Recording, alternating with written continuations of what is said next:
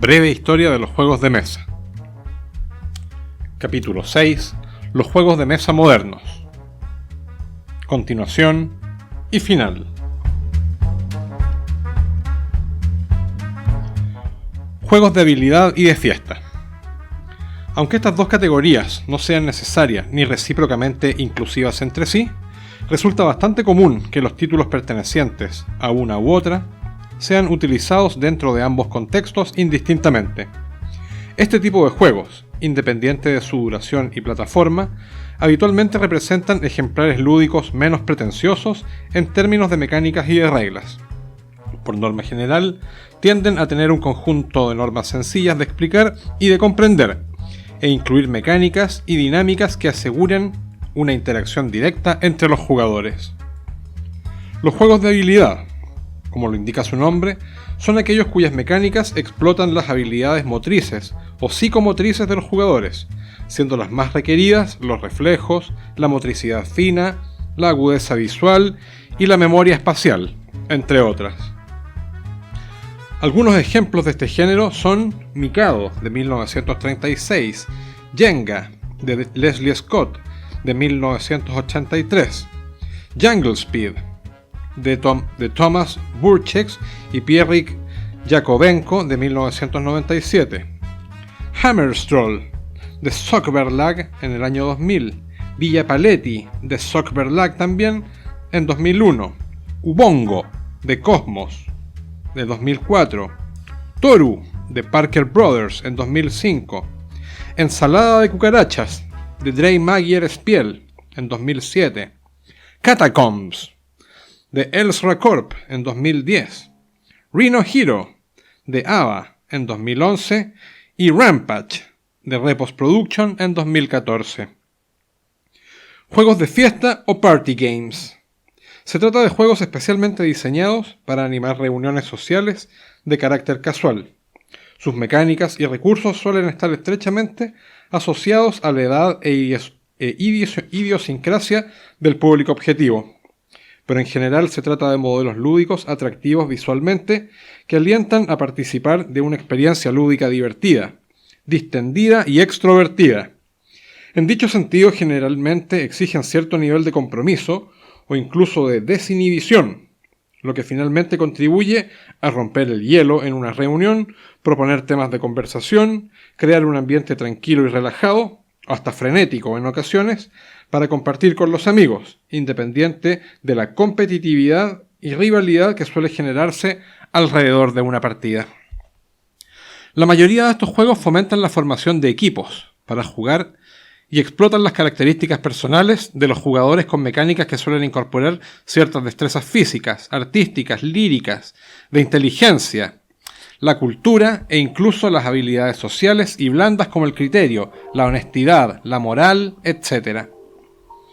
Algunos títulos interesantes de esta categoría son Trivial Pursuit, de Parker Brothers, de 1981, Cuestión de escrúpulos, de Henry Makow, de 1983, Pictionary, de Rob Angel, 1985, Taboo, de Brian Hersch, de 1989, Cranium, de With Alexander y Richard Tate, de 1998, Los hombres lobo de Castro Negro, de Philippe Despaliers y Hervé Marly, de 2001, La Resistencia, de Don Esrich, 2009, Cards Against Humanity, varios autores, de 2009, Reverse Charade, de Scott y Bryce Porter, en 2010, y Tough Calls Dystopia, de Diego Burgos y Margarita Pino, en 2020.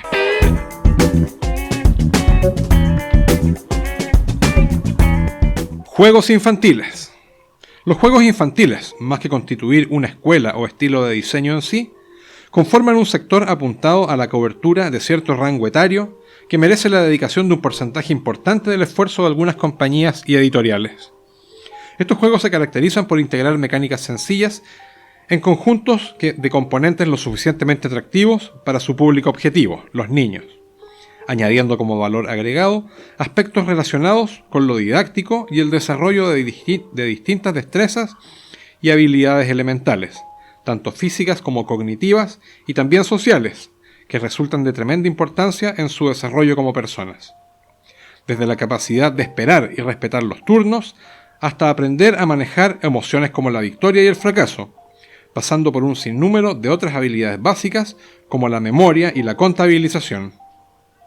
En esta categoría de juegos abundan las mecánicas relacionadas con la memoria, el reconocimiento y discriminación de información básica, la identificación de secuencias y las habilidades motrices, entre otras. Tal vez, derivado de una coyuntura actual, refería a la existencia de un grupo importante dentro de la afición a los juegos de mesa que vive etapas tempranas de la paternidad. Desde hace algún tiempo se ha venido sintiendo cierta tendencia por el desarrollo de juegos que, a la vez de ser divertidos de jugar por los más pequeños, también pueden ser disfrutados por los adultos, fenómeno muy similar al que ocurre en la actualidad con las películas de estudios como Disney Pixar o DreamWorks, entre otros, que se esfuerzan por llevar adelante, muchas veces con inmenso éxito, otras no, aquel tipo de películas. Cabe destacar que, debido a la relevancia de este sector o género de juegos, a partir de 1989, la organización del Spiel des Jahres, el premio que se entrega en Alemania al mejor juego de mesa de cada año, otorgado por la crítica especializada de allí, decidió crear una categoría especial para premiar estos juegos, la cual se conoce como Kinderspiel des Jahres.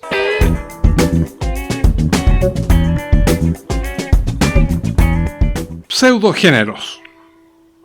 Existen otros juegos que, pudiendo o no formar parte de una u otra escuela de diseño, han proliferado de tal manera en cuanto al éxito que han tenido sus mecánicas y dinámicas, que eventualmente terminan marginándose de las clasificaciones antes mencionadas para conformar géneros en sí mismos, satisfaciendo nichos o minorías definidas en ciertos aspectos de detalle.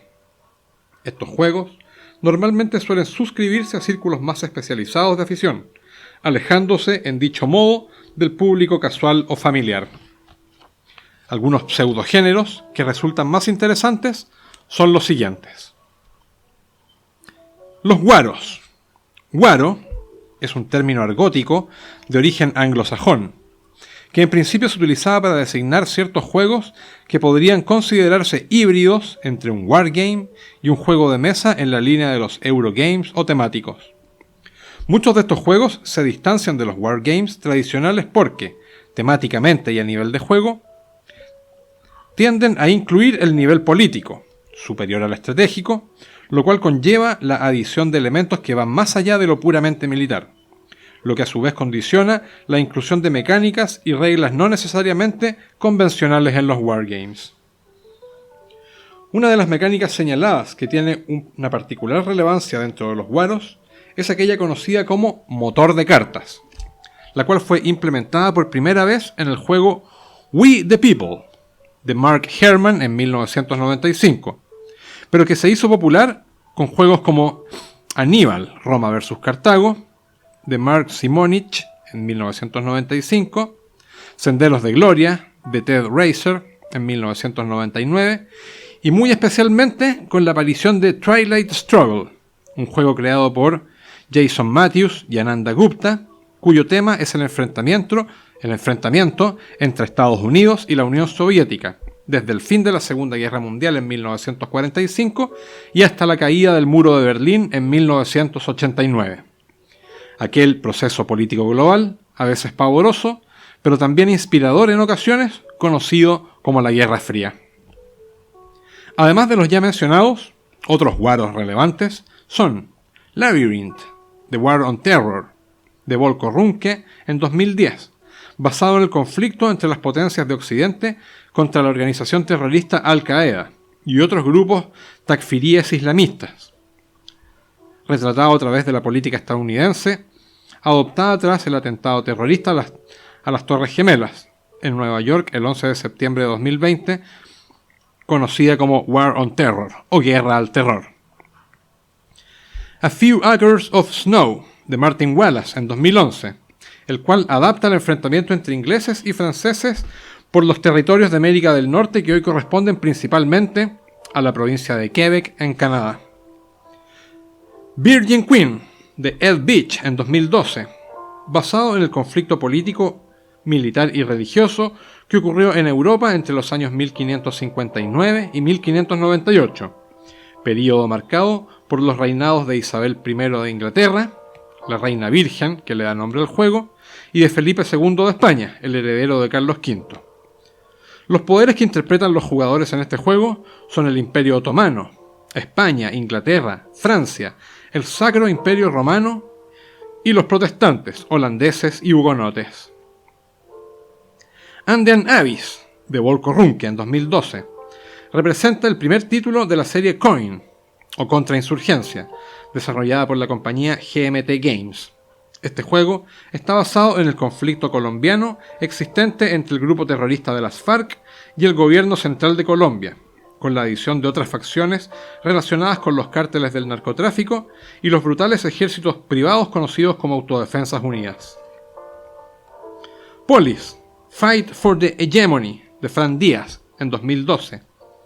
Enfrenta a dos jugadores en el conflicto entre las ciudades-estado griegas de Esparta y Atenas, durante la Guerra del Peloponeso en el siglo V a.C. Guerra en el Pacífico, de Andrés Paredes, 2013, que sitúa hasta 4 jugadores en medio del conflicto que enfrentó entre 1879 y 1883 a Chile contra la alianza formada por Perú y Bolivia, en procura de los terrenos correspondientes al despoblado de Atacama y la riqueza salitrera en ellos.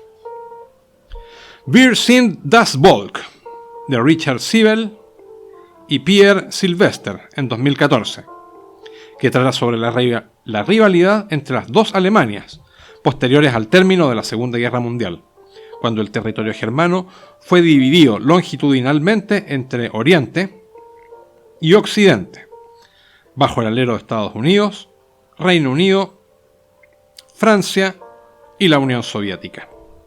La ambigüedad de estos juegos, referente a su condición entre wargames y temáticos, pronto les dio, asimismo, la connotación de wargames casuales o soft wargaming, lo cual conllevó la inclusión en esta misma pseudocategoría de otros juegos con una doble condición similar, pero de distinta naturaleza, como lo son algunos juegos de figuras y tablero con tema bélico, estos tal vez más ligados a la tendencia de los Ameritrash, como por ejemplo Memoir 44, de Richard Berg en 2004, Tide of Iron, de Connie Konieska y Jay Godenoff en 2007, o Warhammer Underworlds, de David Sanders en 2017.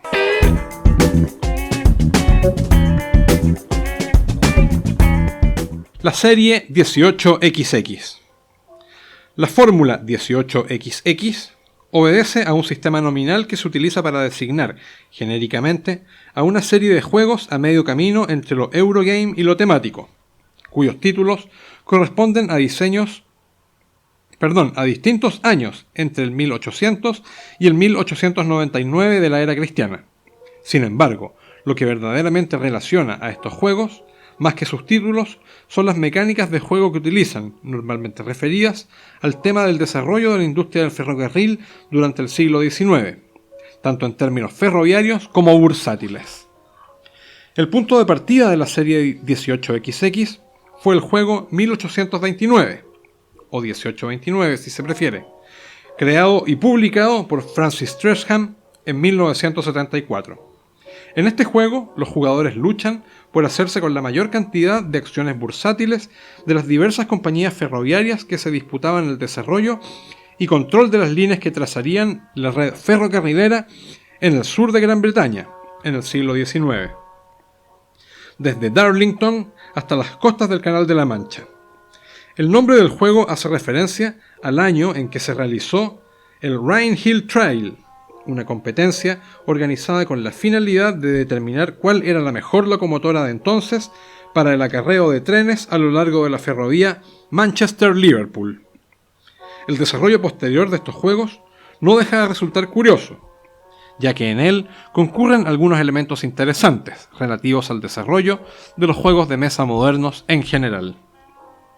Dicho proceso involucra de cierta manera la figura de Charles S. Roberts, que, como ya se ha mencionado, fue el fundador de la mítica editorial de Avalon Game Company, más tarde llamada Avalon Hill y creador de Tactics, el primer wargame comercial que logró penetrar masivamente en el mercado.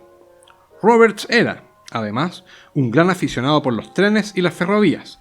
De hecho, su árbol genealógico ostentaba ancestros que habían ocupado puestos relativamente importantes en la B&O Railroad. Tal era su interés por este tema que paralelamente había fundado una editorial literaria dedicada casi exclusivamente al tema de la historia del ferrocarril.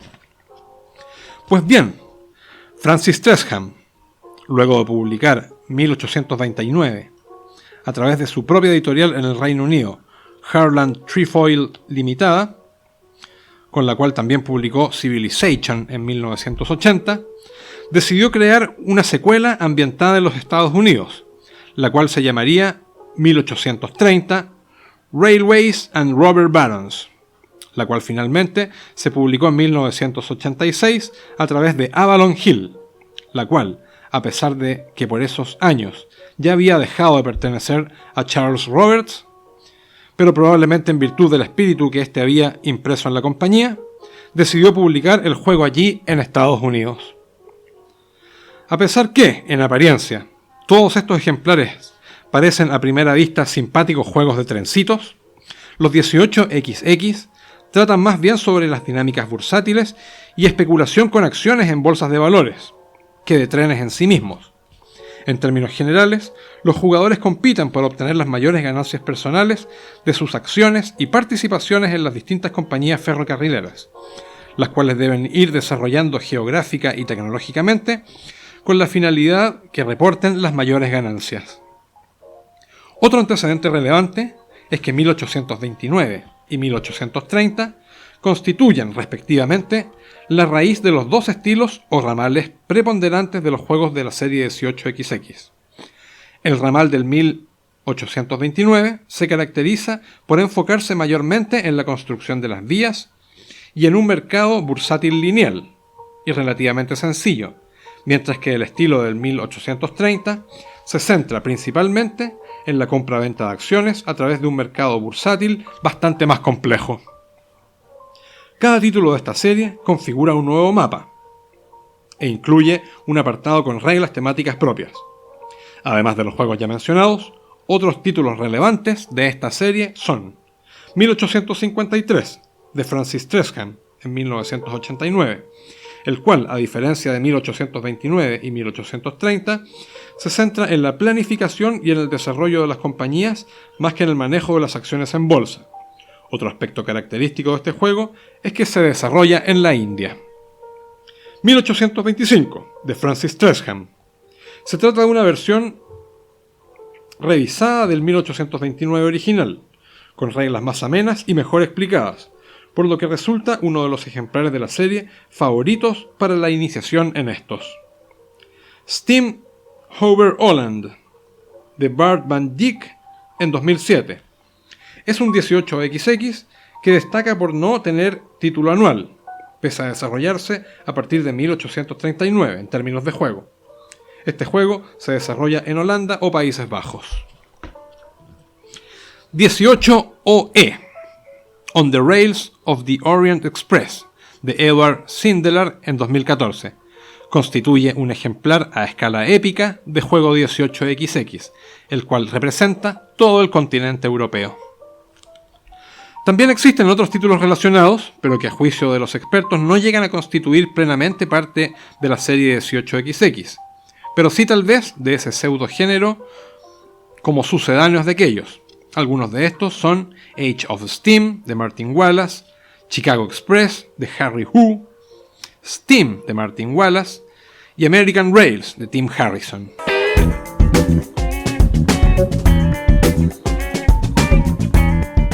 Los juegos 4X.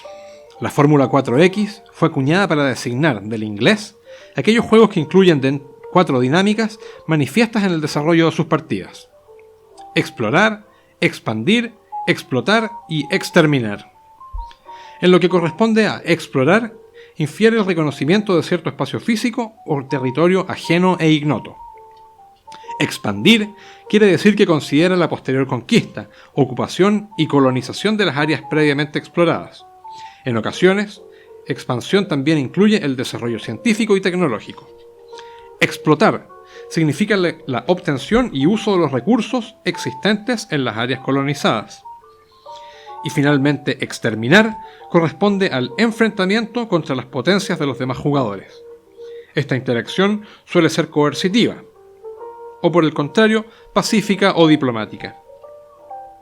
Aunque es posible que las facciones que representan los jugadores en este tipo de juegos podrían ser de cualquier índole, época o naturaleza, es necesario mencionar que los juegos 4X generalmente están más asociados a temas de épica espacial, incluyendo el viaje interestelar, el desarrollo de armamento sofisticado, el encuentro entre razas alienígenas, etc. Los exponentes más relevantes de este pseudogénero son Twilight Imperium, de Christian T. Petersen en 1997, Eclipse, de Touko Takokallio en 2011, y Archipélago, de Christoph Boehlinger en 2014.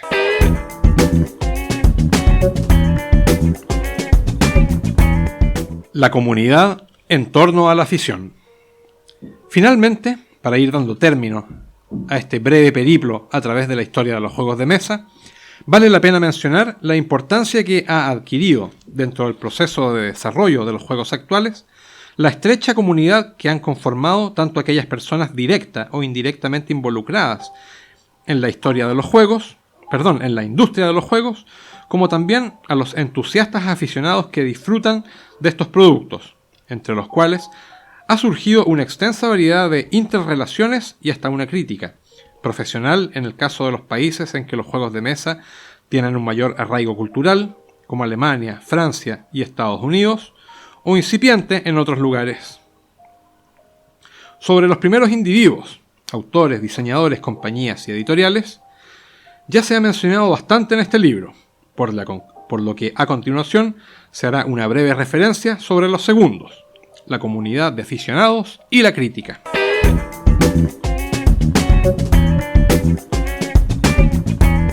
La comunidad de aficionados. La comunidad de aficionados a los juegos de mesa está conformada por todos aquellos individuos que, de mayor o menor forma, demuestran un grado de interés, adhesión o compromiso con los juegos de mesa, superior al de un jugador eventual, quienes manifiestan dicho interés a través de distintas actividades de índole social, más allá del simple hecho de jugar en el ámbito particular o privado, como el coleccionismo, la difusión o la socialización real o virtual. Al respecto, resulta interesante observar que, a pesar de que esta comunidad se sirve intensamente de Internet y del fenómeno de las redes sociales para mantenerse en contacto e interactuar, a su vez se declara manifiestamente a favor del juego social tradicional, es decir, alrededor de una mesa y con componentes lúdicos físicos, como catalizadores de una dinámica social directa y de nivel personal, pese a la enorme y creciente cantidad de opciones y alternativas de juego online. Y no los videojuegos al uso, sino que las sofisticadas y oficiosas adaptaciones virtuales de juegos de mesa modernos, existentes en formato de software y aplicaciones. En dicho sentido, la comunidad utiliza la red principalmente para informarse y difundir información, generar opinión, organizarse, comprar, vender e intercambiar juegos, para lo cual existen varias plataformas virtuales, siendo las principales los sitios de internet, los foros, los blogs, los podcasts y los canales de video en streaming, además del uso de cuentas personales y grupos en redes sociales masivas como Facebook, Twitter e Instagram, entre otras. Aquellas que representan las mayores comunidades virtuales de aficionados a los juegos de mesa son las que se iniciaron concentradas con base en foros de internet, las cuales, pese a ser actualmente plataformas anticuadas, poseían características indispensables para congregar, debatir, almacenar y rastrear información. Sin duda alguna, el más importante de estos foros, y que aún continúa en actividad, es BoardGameGeek.com o BGG, sitio web y base de datos que reúne a millones de usuarios de todo el mundo y que, además, lleva el catastro de juegos de mesa más exhaustivo y pormenorizado que existe. Otro aspecto relevante de BGG es el ranking de juegos que administra el sitio, el cual ordena, en base de las preferencias señaladas por los mismos usuarios, más de 20.000 juegos considerados los más relevantes. Por supuesto, los rangos más destacados son los top 100, 10, 5, 3 y obviamente el número 1 del ranking, puesto de honor que solamente ha sido ocupado por unos cuantos juegos desde que la lista fue establecida en 2007, los cuales detallaremos a continuación. Desde enero de 2007 hasta agosto de 2008, Puerto Rico, de Andreas Seifert. De septiembre de 2008 hasta marzo de 2010, Agrícola, de Uwe Rosenberg. Desde abril de 2010 hasta octubre de ese mismo año, Puerto Rico, nuevamente. En noviembre de 2010, el puesto lo asume Agrícola, nuevamente.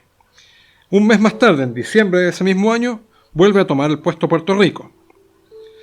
En enero de 2011 y hasta diciembre de 2015, toma el puesto Twilight Struggle, de Ananda Gupta y Jason Matthews. En enero de 2016 y hasta diciembre de 2017, se mantiene en el puesto Pandemic Legacy Season 1, de Rob Daviau y Matt Leacock. Y desde enero de 2019 hasta la actualidad, Gloomhaven, de Isaac Childress. A quien pueda resultarle interesante, a la fecha de la edición de este libro, el último lugar rankeado, el número 23.556, era ocupado por el juego del gato, o Tres en Raya, Tate-Ti, Tic-Tac-Toe, Michi, etc. Por otra parte, otros foros y sitios comunitarios importantes son Trick Track en Francia y la British Society for the Knowledge, o BSK, en España, la cual además acoge al resto de aficionados hispanoparlantes del orde.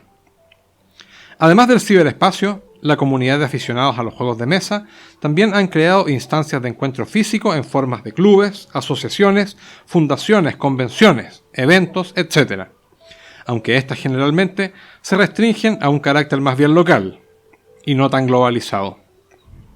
Dentro del aspecto regional, la importancia, cantidad y participación en actividades es directamente proporcional al nivel de desarrollo de la afición en cada región, siendo países como Alemania, Estados Unidos, Francia y Reino Unido los que demuestran las organizaciones más fuertes y las agendas más intensas en actividades lúdico-sociales masivas.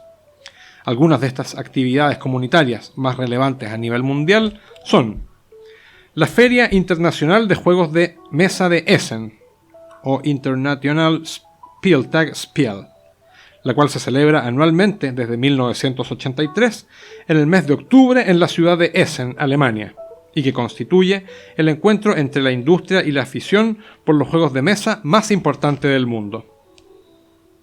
La Feria Internacional del Juguete de Nuremberg, la cual se celebra anualmente cada febrero desde 1949, en la ciudad alemana de Nuremberg. Reúne exclusivamente a la industria del juguete, incluidos los juegos de mesa, pero no está abierta al público general. La Gen Con, organizada por primera vez por Gary Gygax en 1967, pero que desde 2003 se realiza en Indianápolis, Indiana. Se trata de la convención de juegos de mesa más grande de los Estados Unidos y durante los últimos años ha estado ganando bastante terreno frente a la feria de Essen, en cuanto a cantidad de asistentes, participación de editoriales y como oportunidad para realizar los lanzamientos importantes. En cuanto al mundo hispanoparlante, por su parte, cabe destacar la existencia de una fundación española lúdico-social con enfoque en lo solidario y humanitario. Esta es la Asociación Ayudar Jugando, fundada en 2003 con el objeto de aliviar el dolor y la desprotección en la infancia a través de los juegos de mesa. En lo relativo a ferias y encuentros en España, los más destacados son la feria Jugar por Jugar, en cuyo contexto además se realiza la premiación del concurso de creación de juegos de mesa de la ciudad de Granollers. También el Festival de Juegos de Mesa y Rol de Córdoba y Zona Lúdica. Si bien es cierto, España es el país hispanoparlante en donde la afición por los juegos de mesa ha mostrado el mayor desarrollo, durante la última década, América Latina ha ido creciendo paulatinamente en cuanto a afición e industria, llegando a ser un nicho razonablemente masivo y saludable en la actualidad, principalmente en Chile, Perú, Argentina y México.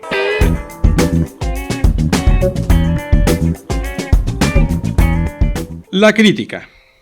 Un aspecto bastante notable del mundo de los juegos de mesa en general y de los juegos de mesa modernos en particular es la crítica que se ha gestado alrededor de ellos, la cual, a diferencia de la que se ha generado en virtud de otros productos como la gastronomía, la literatura y el cine, que suelen ser bastante más visibles, agresivas, cáusticas e incluso destructivas, la crítica lúdica normalmente resulta optimista y altruista, aunque también es necesario reconocer que esta, la mayoría de las veces, es también incipiente y de carácter aficionado.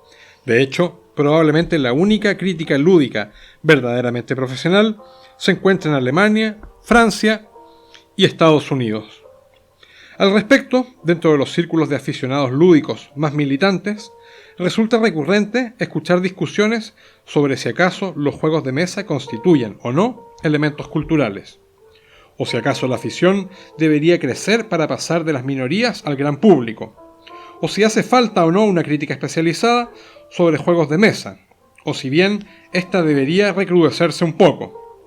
Al respecto, es posible pensar que como la comunidad de los juegos de mesa es, aún, relativamente pequeña, gran parte de sus sectores y los integrantes de estos se encuentran bastante relacionados y comprometidos unos con otros. Se trata de una comunidad mayormente sana, en la que la competencia todavía no genera divisiones importantes. En virtud de lo anterior, el principal efecto de la crítica en la actualidad se manifiesta en otorgarle notoriedad a los juegos de mesa a través de concursos, certámenes y premios. Los concursos son aquellas instancias creadas para que autores noveles puedan enseñar sus diseños y que, eventualmente, estos sean publicados por parte de alguna editorial interesada. Al respecto, habitualmente eran las mismas editoriales las que solían organizar sus propios concursos. Sin embargo, aquello ha dejado de ser así y actualmente son otras organizaciones independientes quienes los llevan adelante. Algunos de los certámenes de diseño de juegos más importantes son, o han sido, los concursos de diseño temáticos organizados anualmente por Board Game Geek. También el Concours International de Crétox de Jeux de Société de Boulogne-Billancourt, en Francia, el cual se celebra desde 1977, y el concurso Ciutat de Granollers, de creación de juegos de mesa, en España, el cual organiza anualmente, desde 2006, el Ayuntamiento de la ciudad de Granollers en el marco de la feria Jugar por Jugar. Sin embargo, en la actualidad estos concursos para diseñadores aficionados se encuentran bastante desmerecidos, por diferentes motivos. Algunos de ellos son la mayor posibilidad de autoedición de juegos a base de financiamientos conseguidos desde el micromecenazgo en línea, a través de sitios especializados como Kickstarter.com y GameFound.com, entre otros, o el palpable poco interés de las editoriales para con los diseños finalistas e incluso ganadores de estos concursos, prefiriendo muchas veces la seguridad que les otorgan los autores consagrados o las campañas de micromecenazgo exitosas. Una muestra de lo anterior fue la fallida iniciativa conjunta entre dos de los concursos antes mencionados, Boulogne-Billancourt y Granollers, por sacar adelante un concurso europeo unificado, pero con participación internacional, el cual llegó a conocerse como Europa Ludi, pero que tristemente no trascendió más allá de su primera edición en 2012. Asimismo, también existen los certámenes de premiación de juegos de mesa, que a diferencia de los concursos de prototipos, buscan reconocer a juegos ya publicados, generalmente diseñados por autores con mayor experiencia. Algunos de los premios más importantes son, entre otros, el As d'Or, el Dado de Oro en Francia, a partir de 1988, el Deutscher Spielspreis, el premio de juegos alemanes, que a partir de 1990 comenzó a entregar la revista especializada Die Popel-Revue, a través de la votación directa de jugadores de todo el mundo. El Spiel der Spieler, juego de jugadores en Austria, a partir de 2001. El Juego del Año en España desde 2005. Y el Golden Ludo, un premio que entrega desde 2009 un jurado especializado proveniente de Flandes, tanto de la parte belga como la neerlandesa. También valga la mención de los premios que otorga el sitio de internet BoardGameGeek.com, los Golden Geek Awards, en el concierto de la Geek Convention, que anualmente se realiza en la ciudad de Dallas, Texas. Estos premios destacan por su denominación por voto popular online, en distintas categorías, siendo algunas de ellas Juego del Año, Mejor Juego de Estrategia, Mejor Wargame, Mejor Juego Solitario, Mejor Juego para 2 jugadores, entre otros. No obstante, el premio más antiguo y prestigioso y reconocido que otorga una crítica especializada de juegos de mesa es el que se entrega anualmente en Alemania al Juego del Año, de entre todos los juegos de mesa publicados en un año calendario en dicho país. Dicho premio lo otorga la asociación homónima y sin fines de lucro, Spiels des Jahres, la cual fue fundada en 1979 por Jochen Kortz, Gerald Fritz, Walter Luke Haas, Dieter Hasselblad, Jürgen Herz, Bernward Tolle y Tom Berneck, con dicha finalidad, otorgando el premio en su primera versión ese mismo año al juego Haas und Igel, La Liebre y la Tortuga, diseñado por David Parlett y publicado por Ravensburger. El premio se ha entregado ininterrumpidamente hasta la actualidad, siendo el más reciente galardonado como Spiel des Jahres 2022 el juego Cascadia, diseñado por Randy Flynn y publicado por Flat Out Games, AEG y Cosmos simultáneamente. La fundación Spiel des Jahres, movida por las tendencias en cuanto a producción de juegos, ha decidido además otorgar otros 2 premios paralelos a juegos de mesa dirigidos a otros sectores de la afición. El Kinderspiel des Jahres, a partir de 1989 para juegos infantiles, y el Kennerspiel des Jahres, a partir del año 2011, para juegos apuntados al sector especializado de la afición, denominación que ha traído consigo bastantes polémicas por parte de aquel público más partisano. A continuación, un listado de los juegos ganadores del Spiel des Jahres en Alemania desde 1979 hasta 2022. En 1979, Hase und Igel, o La Liebre y la Tortuga, de Ravensburger. En 1980, Rummikub, devenido juego clásico, de Efraín Gerzano y publicado por Intelli. En 1981, Focus, de Sid Saxon. En 1982, Sagaland, o El Bosque Encantado, publicado por Ravensburger. En 1983, Scotland Yard, también publicado por Ravensburger. En 1984, Railway Rivals, de Smith Spiele. En 1985, Sherlock Holmes, Consulting Detective, de Cosmos. En 1986, Top Secret Spies, de Ravensburger. En 1989, Aufs Achse, de FX Smith. En 1988, Barbarroja, de Altenburger und Stralsunder. 1989, Café Internacional, publicado por Mattel. En 1990, Hoiti Toiti, de Klaus Teuber y publicado por FX Smith. En 1991, vuelve a ganar Klaus Teuber con Drunter und Drüber, publicado por Hansing Gluck. En 1992, Riftenbreit, publicado por Jumbo. En 1993, Liar's Days, publicado por FX Smith. En 1994, Manhattan, de Andreas Seifert, publicado por Hansing Gluck. En 1995, Die Siedler von Catan, o el típico y tradicional Catán, de Klaus Teuber, publicado por Cosmos. En 1996, El Grande, de Wolfgang Kramer y Richard Ulrich, publicado por Hansing Gluck. 1997, Mississippi Queen, publicado por Goldsbeaver. 1998, Elfenland, de Alan R. Moon, publicado por Amigo Spiele. En 1999, Tikal, de Wolfgang Kramer y Michael Kisling, publicado por Ravensburger. En el año 2000, Torres, de Wolfgang Kramer y Michael Kisling, nuevamente, también publicado por Ravensburger. En 2001, el clásico Carcassonne, de Klaus-Jürgen Brede, publicado por Hans Ingluck. En 2002, Villa Paletti, publicado por Sock Verlag. En 2003, Alhambra, publicado por Queen Games. En 2004, el famoso y clásico Ticket to Ride, de Alan R. Moon, publicado por Days of Wonder.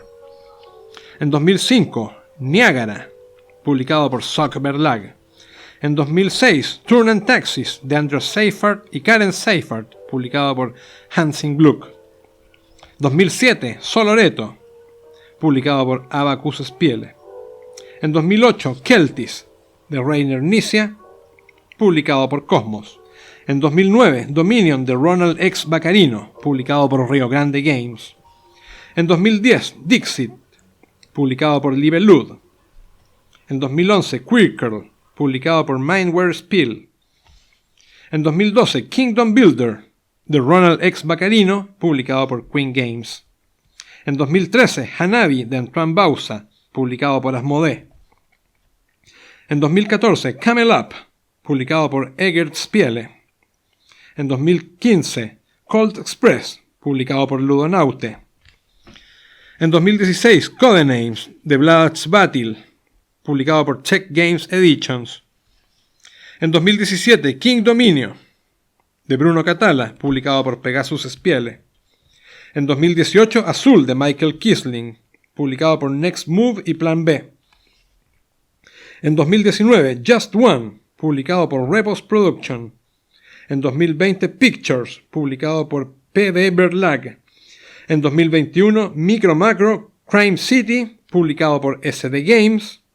Y finalmente, en 2022, Cascadia, de Randy Flynn, publicado por Flat Out Games, AEG y Cosmos simultáneamente.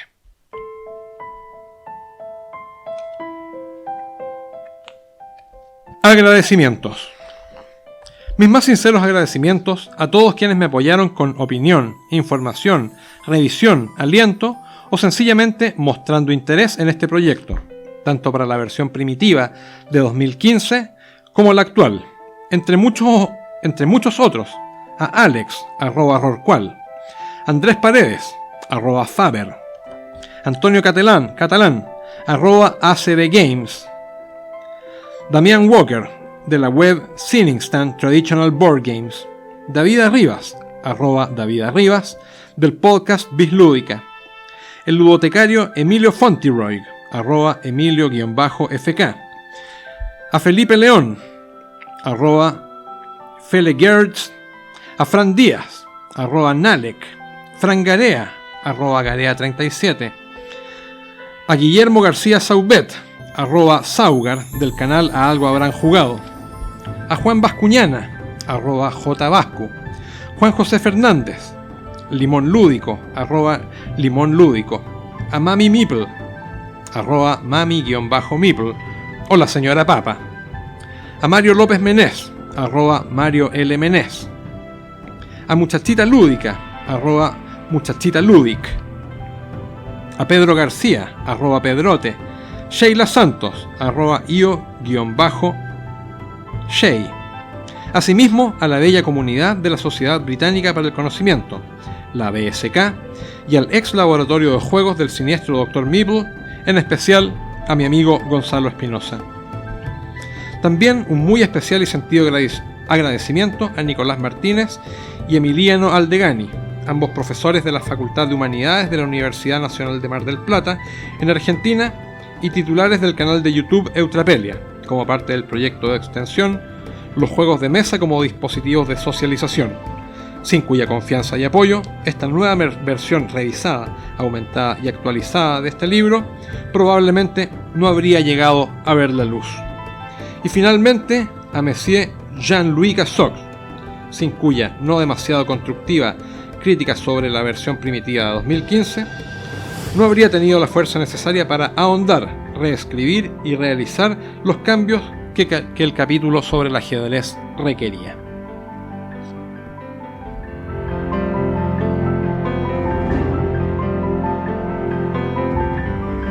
Y hasta aquí el episodio número 18 y final de esta breve historia de los juegos de mesa, en el cual nos referimos a otras clasificaciones de juegos modernos y a la comunidad sobre la afición alrededor de los juegos.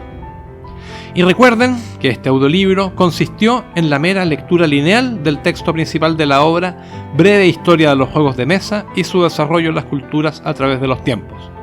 Y en general se han omitido los comentarios entre paréntesis, las notas a pie de página, las notas al pie de las imágenes, las citas bibliográficas, la gran mayoría de las tablas y cuadros explicativos y la totalidad de los apéndices, con las historias de las grandes compañías como Milton Bradley, Parker Brothers, Hasbro y Ravensburger. También el diccionario de terminología y argot lúdico con sus 600 acepciones y el exhaustivo índice de juegos. Toda información que solo es posible encontrar en la versión física del libro, la cual es posible adquirir a través de Amazon y cuyo respectivo enlace es posible hallar en la descripción de este video o podcast, según la plataforma de vuestra preferencia. Agradezco muy sinceramente a todos aquellos que han demostrado interés en este proyecto y muy especialmente a los que han llegado hasta este episodio número 18. Muchas gracias a todos. No olviden que si quieren conocer aún más historias sobre el mundo de los juegos de mesa, pueden hacerlo visitando el blog de la Ludoteca de Pampala. Asimismo, recuerden suscribirse al canal, dar like y compartir, lo cual ayuda mucho a la difusión de este programa. Y eso es todo por ahora. Hasta una nueva oportunidad. Suerte en el juego, éxito en la vida. Muchas gracias.